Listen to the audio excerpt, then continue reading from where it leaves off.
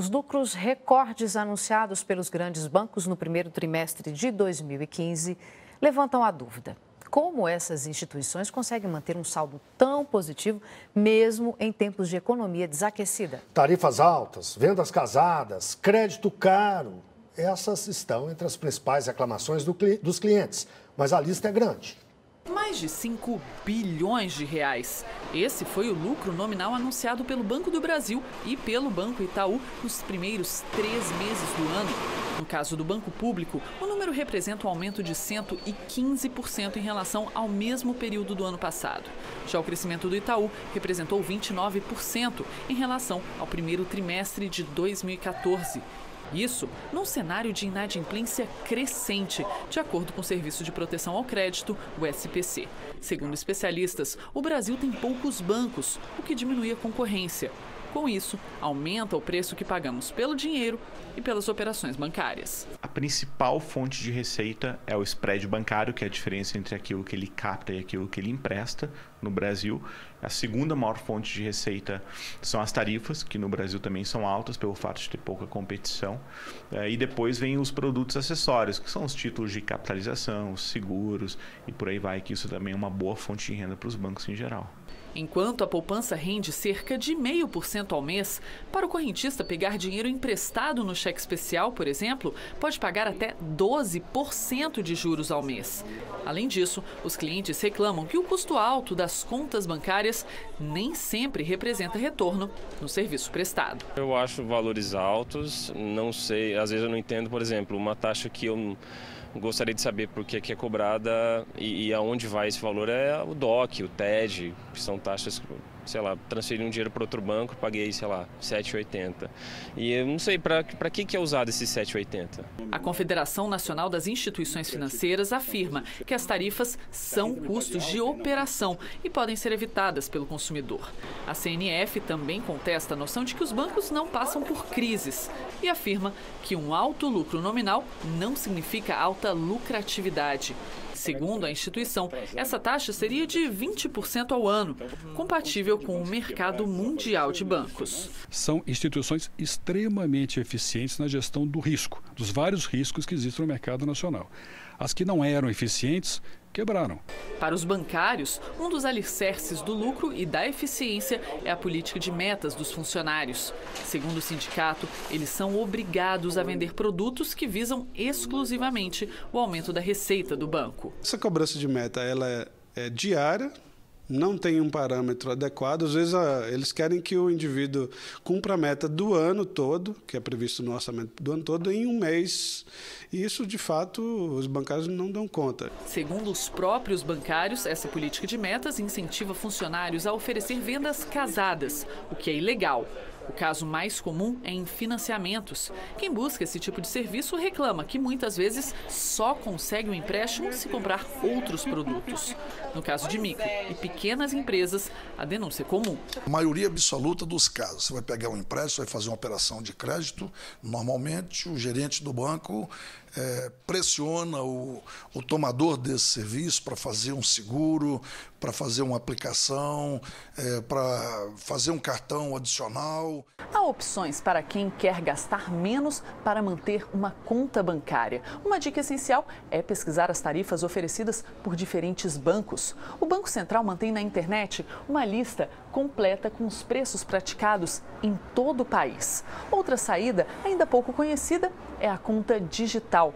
Dependendo do banco, o pacote de serviços para quem não utiliza a estrutura física da instituição é gratuito. E agora vamos tirar dúvidas sobre quais são de fato os direitos dos consumidores, como eles podem se defender diante dos bancos. Eu vou conversar com o Walter Moura, ele é do IDEC, o Instituto Brasileiro de Defesa do Consumidor. Boa noite, obrigado por estar aqui conosco. É uma honra. A reportagem falou sobre o tal do spread, que é aquela diferença entre o que o banco paga a pessoa quando ela põe um dinheirinho lá, uma aplicação, e o que ela cobra da pessoa quando a pessoa pede um empréstimo. Isso. No Brasil, esse spread é considerado alto? Como é que a gente pode classificar? Nós vivemos num dos países que tem a maior juro bancário do mundo, ou seja, esse valor da operação ativa, que é quando o banco empresta para alguém e cobra o juro, nós pagamos juros que nenhum outro país você vai conseguir. Então, para você financiar um veículo, você chega a pagar de 5 a 10 vezes mais juros do que você pagar um parcelamento de um veículo fora do país, principalmente em países de primeiro mundo. E o custo da operação, que os bancos alegam que é muito alto no Brasil, ele deixa de ser tão alto quando os bancos têm uma garantia muito forte, por exemplo, como o consignado. O consignado está lá na folha de pagamento. Eles vão buscar. Jeito. Então, o que acontece? Como você tem um juro muito alto, com uma garantia muito alta que reduz o custo da operação, o faturamento dos bancos brasileiros é muito forte. Então, qual é o sinal que nós temos de que nossos bancos ganham muito além do mercado? É exatamente essa colocação da reportagem de que, mesmo a economia real, produtiva, indo mal, os bancos vão bem, então essa economia artificial de juro, ela funciona muito melhor só para o banco, quer dizer que ele está ganhando descolado do mercado. E esse descolamento do mercado, ele é perigoso. A legislação não deveria proteger a legislação brasileira, ela é frouxa, ela afrouxa os bancos, para que eles tenham cada vez mais garantias e duplas, triplas garantias sobre o consumidor fica à mercê de um Código de Defesa do Consumidor que está completando 25 anos, já foi muito bem aplicado no Brasil, mas hoje, infelizmente, me parece que os juízes, principalmente os tribunais superiores, se cansaram de defender os consumidores, achando que os consumidores são pessoas que vão produzir algum mal ao mercado e, na verdade, não vão. É o mercado que se completou muito bem dessa limitação e hoje o brasileiro ele está colocado num mercado em que ele é um jogo de ganha-ganha. O banco nunca perde e os consumidores ficam à mercê de uma proteção que não acontece de fato. Então, os tribunais estão devendo ao país? Estão devendo. Nós temos uma jurisprudência que oscilou bastante de 1990 para cá, em que hoje praticamente as grandes causas que mantiveram, por exemplo, juro sobre juro, comissão de permanência, todas essas possibilidades que os bancos têm de cobranças que antigamente eram impossíveis, hoje os bancos têm resguardadas no judiciário. Vamos ver algumas dúvidas de pessoas que nas ruas querem saber de você as respostas para algumas perguntas. Primeiro, a Margarete Almeida. Vamos lá. Minha dúvida quanto a tarifas de banco é se é legal essa cobrança. Por exemplo, você ter uma conta corrente, né, e ter sempre um desconto todo mês, digamos, R$20, R$22, igual eu tenho. A tarifa ela é permitida sim, ela é um serviço que está cobrado e está tarifado. O Banco Central ele controla esse preço. Existe a possibilidade de você pesquisar tarifas menores ou buscar serviços que não sejam tarifados. Mas o que chama a atenção é que normalmente o banco deveria cobrar uma vez só. Por exemplo, no juro da operação, só que ele cobra duas vezes. Ele ganha no juro da operação e ainda ganha no tarifamento da prestação de serviço. E o que a pessoa pode fazer aí? Não, né? A gente está subordinado a um sistema que está oligopolizado. São poucos bancos que têm operando no Brasil. Você não tem o último banco a buscar. Eles concorrem quase que num sistema uniforme, que você cai de um, você vai encontrar o outro operando igualzinho. Então, esse sistema uniforme que eles trabalham não te dá muita opção para o consumidor. Vamos ver mais uma dúvida, é do Fernando Borges. Vamos ouvi-la.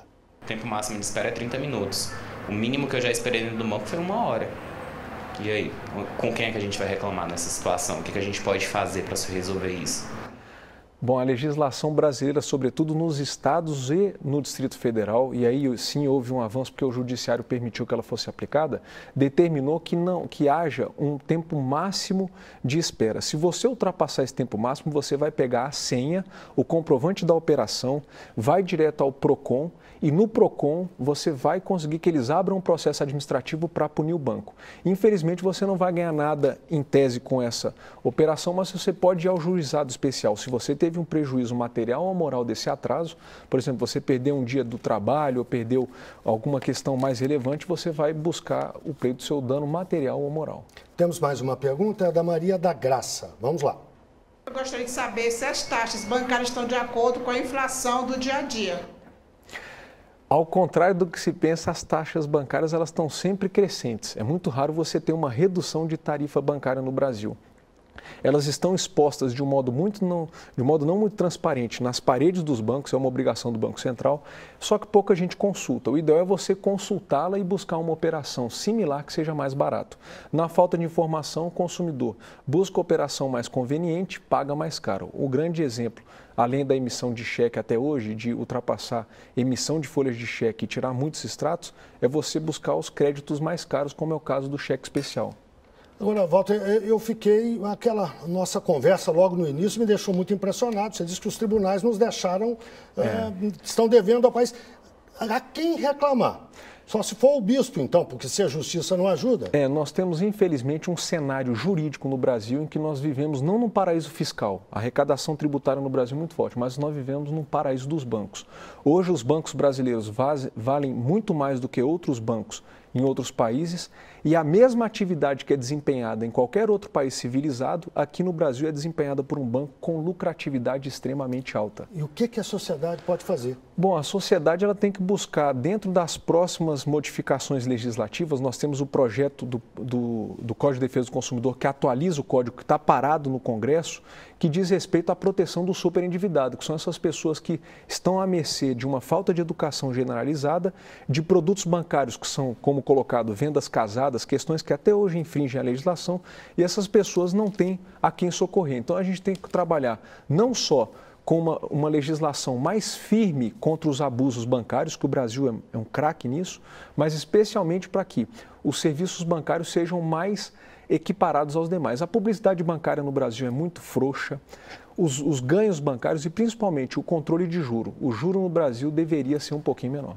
Muito obrigado, Walter. Eu conversei com Walter Moura, ele é advogado do Instituto Brasileiro de Defesa do Consumidor, o IDEC. Obrigado e uma boa noite. Boa noite, obrigado, Guilherme.